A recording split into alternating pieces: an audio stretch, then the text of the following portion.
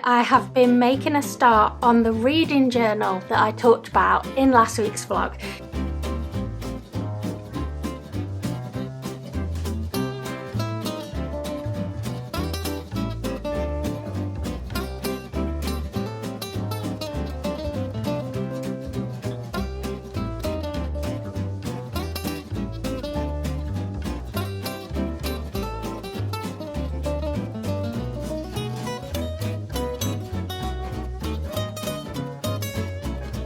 I'm still in love with this page. I wish I could just like bloop, reach into the screen and have it already, but alas, we cannot. There's a lot more work to do first. Hi everyone and welcome to a brand new studio vlog.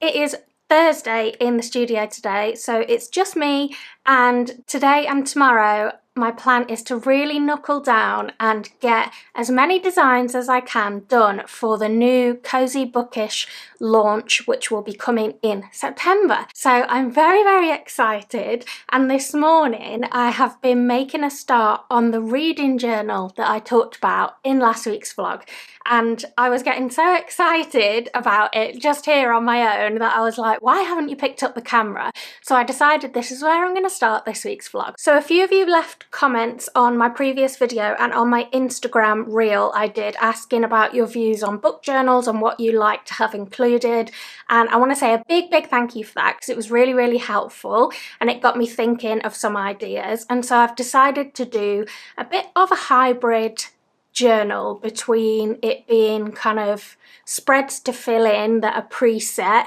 and giving you space to do kind of free journaling and use it for what you want, kind of like I did with my well-being journal. Let me grab one so I can show you what I mean. And I'm back and slightly out of breath. So this is the well-being journal that I'm talking about. It's so cute. Every time I pick it up I realise it's such a cute size, but I think I am going to make the reading journal A5, whereas this is B6.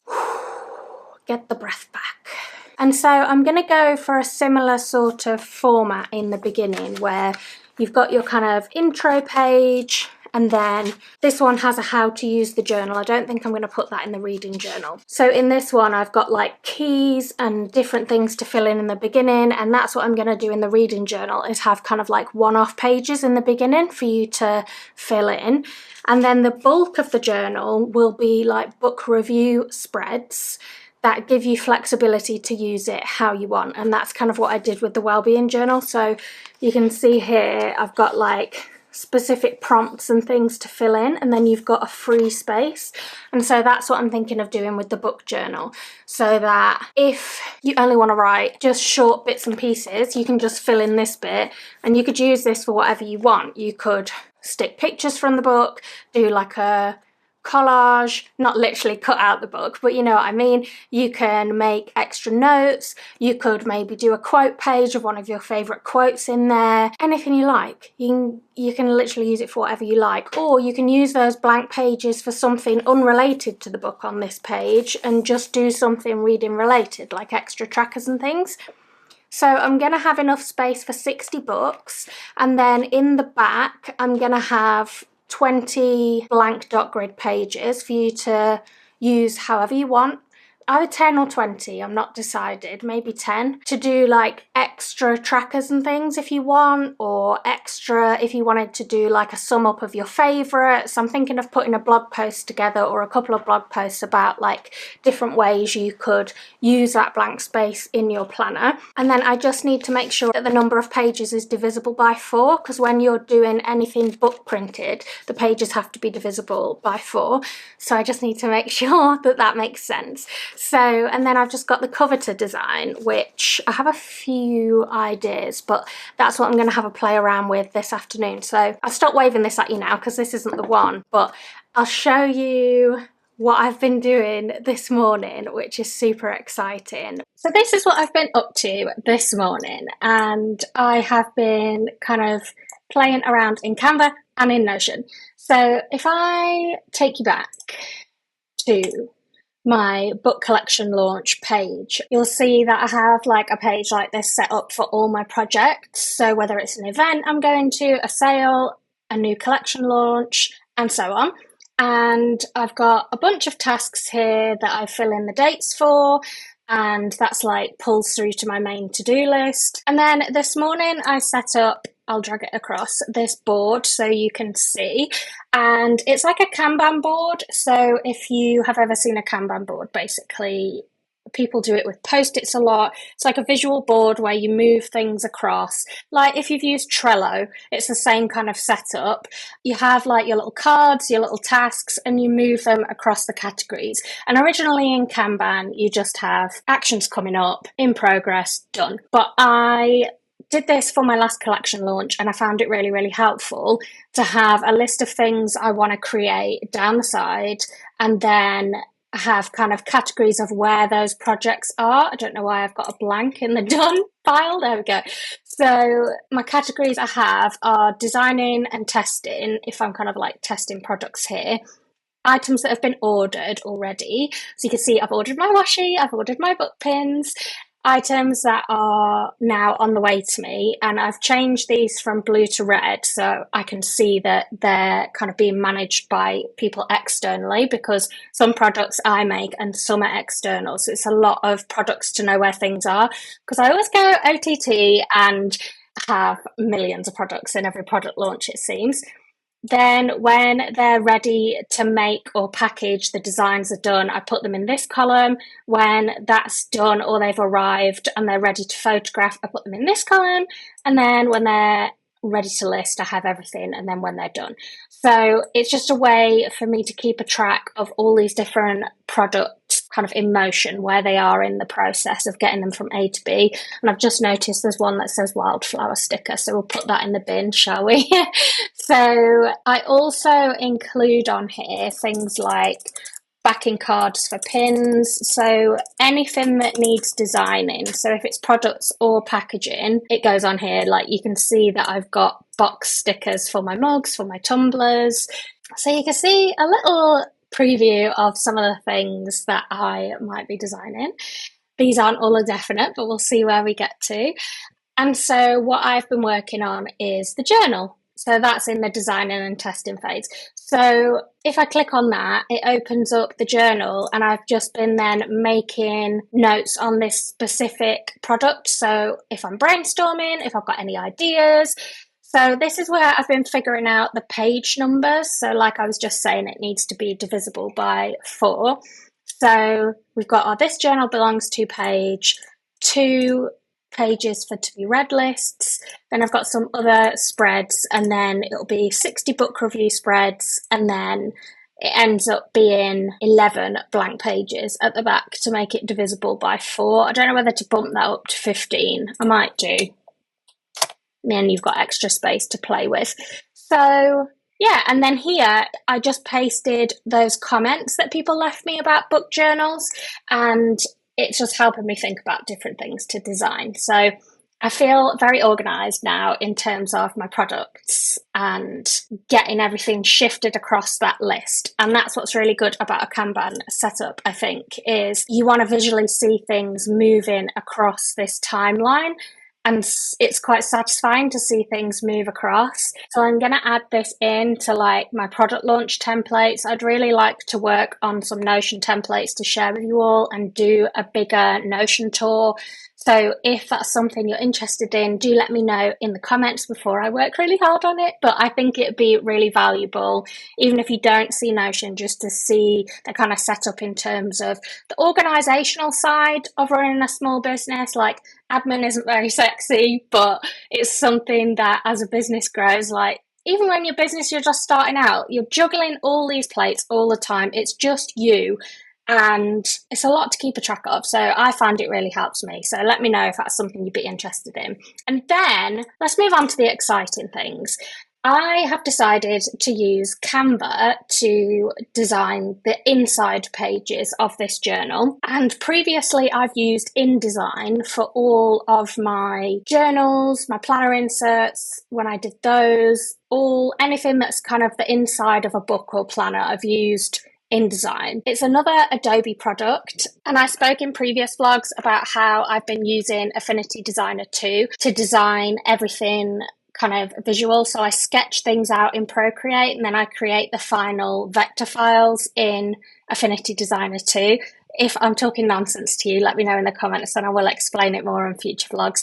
But the reason I chose to use Affinity Designer is that it's a one-off payment. I don't want to have to keep paying a monthly subscription to Adobe because I just can't afford to. So that's been fine. And now I want to design another journal. I was thinking, oh, am I going to have to sign up to Adobe again so I can use InDesign? And just for one piece of software is £20 a month. I really don't want to have to do that. So I thought to myself, why don't I just use Canva? I've made loads of documents in Canva. Canva's added loads of new features over the past few years, like not new, but over the last few years. And it just makes it so much easier to design documents in. And I already have a Canva subscription. So I thought, right, I'm going to use what I have and I'm going to experiment with it. And this is what I've come up with so far. So this image here, this isn't from Canva, this is mine. So it's the basis of one of the book pins, but I've taken off all the colour and I've taken off, it says here, reading is my therapy, and I've taken that off because what I want to add in here is like a date started and a date finished for you to fill in when you finish the journal. And then just this journal belongs to, and you can write your name on here. And I think that's a really cute page to open it up to. And I was really toying with whether to do colour or black and white on the inside. And I decided to do black and white because it might not necessarily go with people's colour schemes. But if I leave it black and white on the inside, people can use whatever other colours and stationery they want. Or if they're more minimal, they can leave it. And you can also colour it in if you wanted. Then it's like an extra bit of fun. I would quite enjoy colouring it in different colours. So that's what I've decided to do, is use my illustrations from other parts of the collection, bring them across in a kind of minimal black and white style. So this will be the intro page. And then I've just got 2 to be read lists. So it's just be a double page spread where you can write your wish list of books you want to read. And if I zoom you in a bit, so Canva introduced tables a few years ago, so it makes it really easy to do like really neat tables and designs and stuff. It used to be you have to do it all by individual lines a few years ago when I first started using Canva, and that's why I would have never have used it for this kind of thing. But now it's just really quick and easy.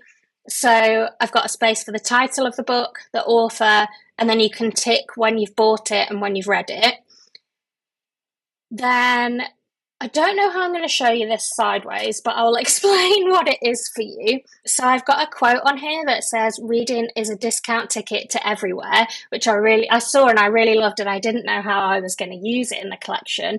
And then I thought, okay, this is a cute idea. Why not have a world map? And it says, track everywhere you've travelled through the books you've read. So wherever the books are set, you would kind of colour in on the map. And I think there's something nice about the idea of books taking you on adventures. And if it is that the books you read take you to different parts of the world, I thought it was a different kind of tracker I haven't seen as much. That's not just like the number of books you've read. And just, yeah, a cute little thing to have if people wanted to use it.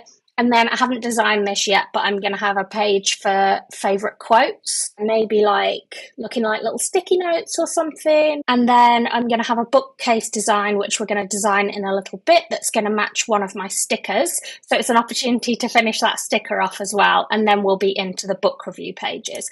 So I've kind of got a layout for it mapped out. I'm designing it in an A5 size and I'm just so excited. Like, who knew someone could get so excited by this? I don't know why I find it so exciting, but I do. I wish I could just like bloop, reach into the screen and have it already, but alas, we cannot. There's a lot more work to do first. So I think the next thing I'm going to do is design the quote page and the bookcase page. So let's have some fun doing that.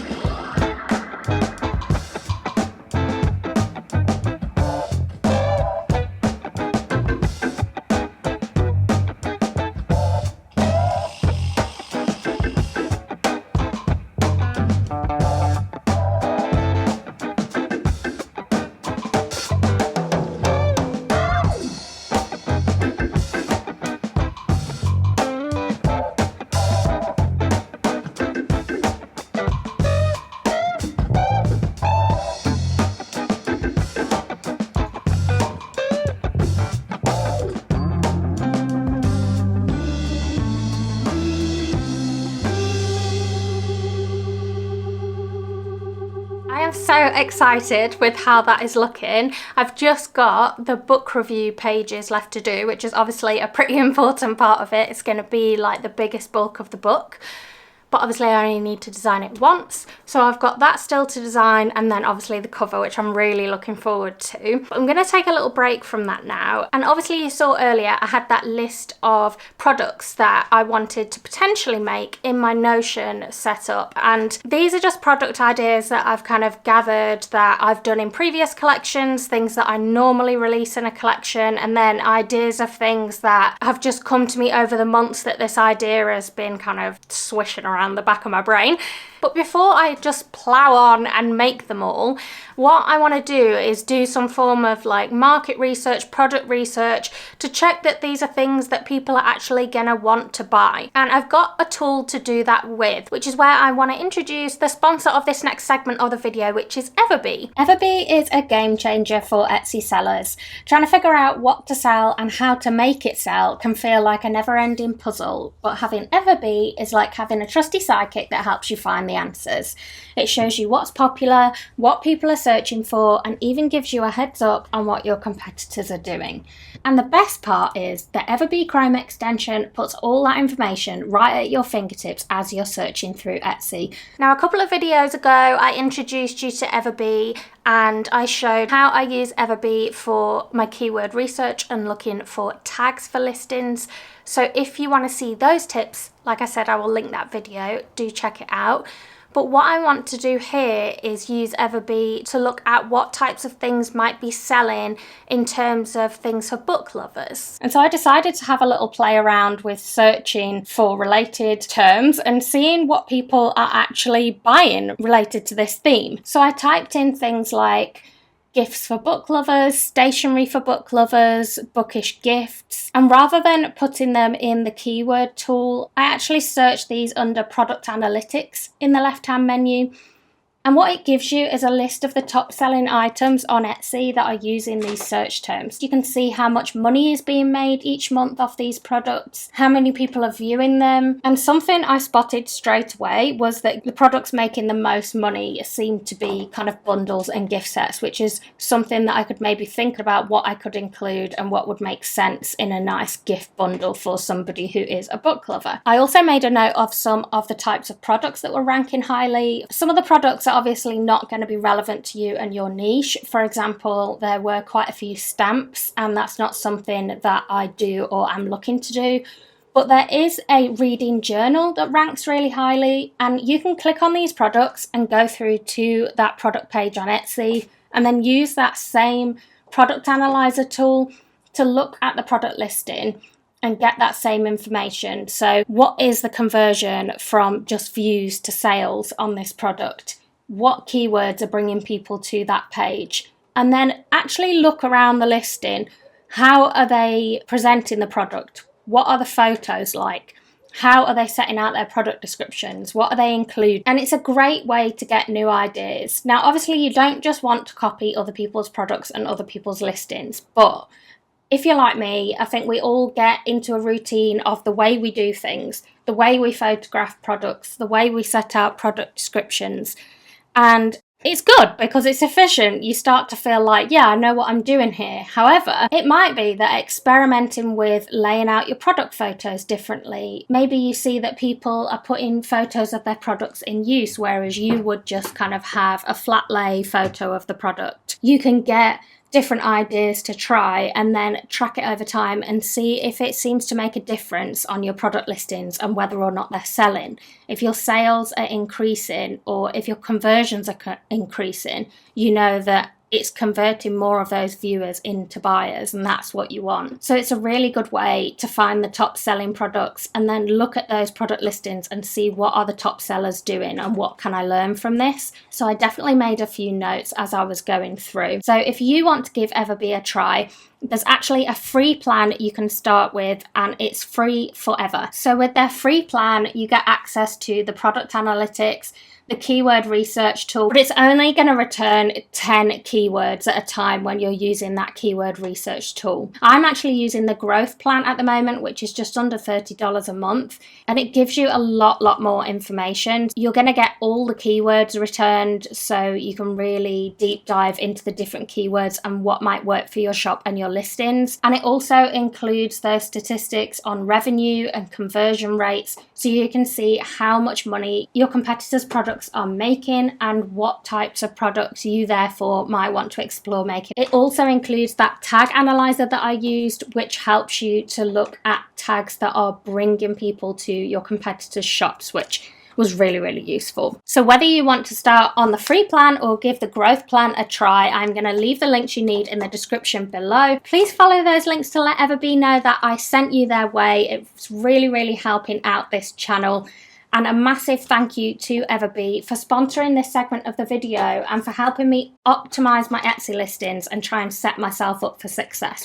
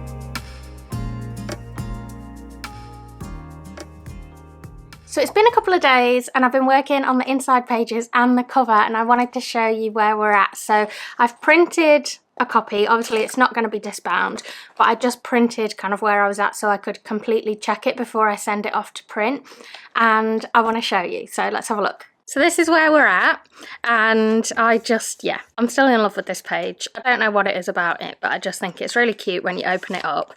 And then these are the pages that I showed you before in Canva. So we've got the to be read pages, and then we have got the little map, so you can see it properly now. I've printed it. So it says reading is a discount ticket to everywhere. Track everywhere you've travelled through the books you've read, and then you can colour in.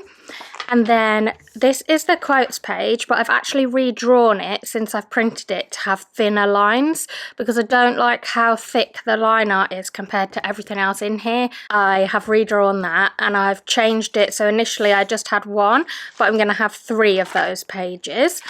Then this is how the bookcase pages turned out. I really love these, and I am going to turn this into a sticker as well. And it says fill in the bookcase with the names of the books you finished. So over the 2 pages there's 60 books that you can fill in. And so then it goes on to the book review pages, and there are 60 of these. So I've actually made a couple of tweaks, but this is how I started. So you've got your book review page with the title, author, page count, date you started and date you finished. I've actually just put lines under here now for you to write on, kind of similar to this page, so it looks similar. And these boxes I've changed to just lines as well. So it says this book in 3 words, and you've got 3 spaces. Up here I've put a little book illustration. Now I know that some people like to print off book covers and stick them in, so I thought this could be a space for that, and then you can rate it 5 stars if you want to, or you could just cover that. But if you don't want to do that, then I thought at least there's something in this space you could write the title of the book in here, you could draw something in here, you could just colour it, like it gives you a little bit of flexible space that's not just blank. And then we've got this book in 3 words.